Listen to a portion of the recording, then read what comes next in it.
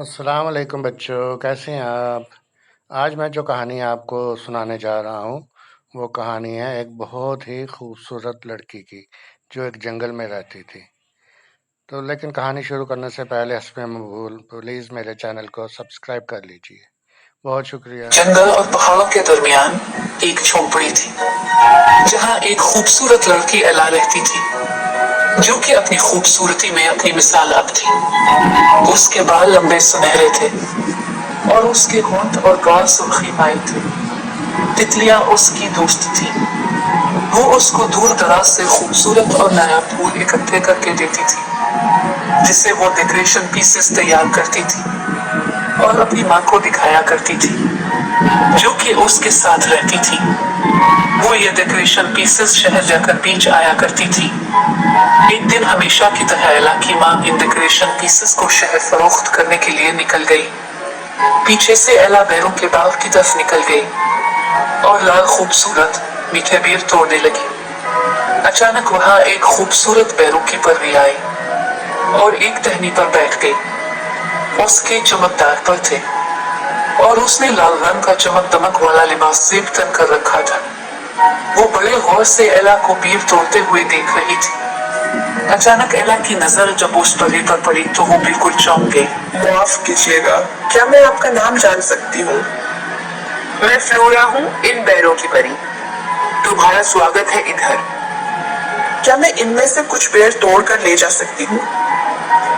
تم یہ بیر توڑ کر لے جا سکتی ہو، میری طرف سے اسے تحفہ سمجھو۔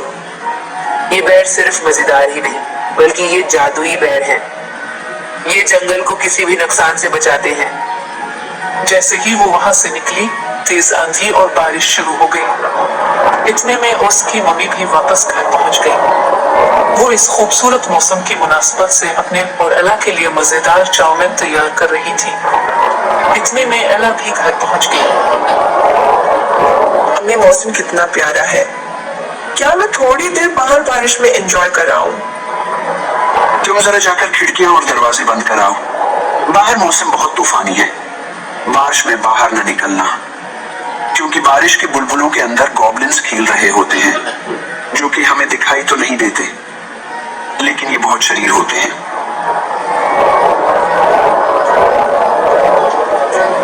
ایلا چھتری لے کر باہر گئی۔ دروازہ بند کرنے کے بجائے وہ وہاں بارش میں نہانے لگی۔ ٹھنڈی ہوا چل رہی تھی، ہر طرف خوبصورت سما تھا۔ بارش میں بنتے رنگ برنگے بلبلے بہت پیارے لگ رہے تھے۔ ایلا اس سب سے خوب لطف اندوز ہو رہی تھی۔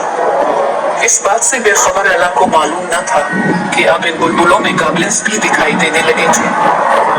گوبلنز ناچ رہے تھے اور گا رہے تھے، غرض یہ کہ وہ بھی بارش میں خوش ہو رہے تھے۔ گریبل گریبل، وہ دیکھو انسان، آؤ ذرا اس کو سب تو سکھائیں۔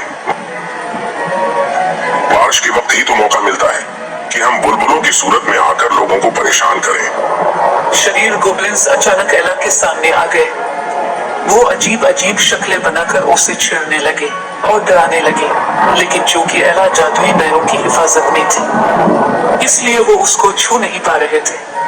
شانت ہو جاؤ گوبلنز اور واپس لوٹ جاؤ، تم چاہ کر بھی اس کا کچھ نہیں بگاڑ سکتے۔ اچانک وہاں بیروں کی پری نمودار ہوئی۔ اس نے اپنی جادوئی چھری کا استعمال کرتے ہوئے گوبلنز کو شانت کیا اور ان کو وہاں سے بھگا دیا۔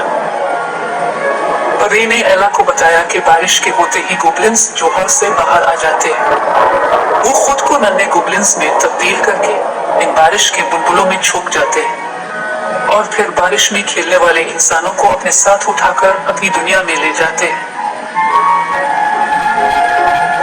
جہاں گوبلنز کے راجا اور رانی ان انسانوں کو سزا سناتے ہیں، جس کے نتیجے میں ان کو جواہرات کی تلاش میں لگا دیا جاتا ہے۔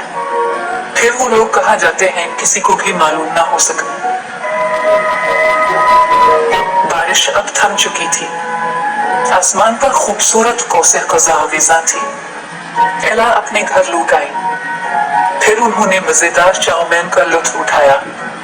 ایلا کے دل میں اب یہ راز پوشیدہ تھا، وہ اپنی ممی کو یہ سب بتا کر پریشان نہیں کرنا چاہتی تھی، اس لیے اس نے خاموش رہنے میں ہی بہتری سمجھی۔ हाँ तो बच्चों, कैसी लगी आपको हमारी आज की ये कहानी? अगर अच्छी लगी हो तो प्लीज़ अपने दोस्तों के साथ भी शेयर कीजिएगा। तब तक के लिए हमें इजाज़त दीजिए। अल्लाह हाफ़िज़।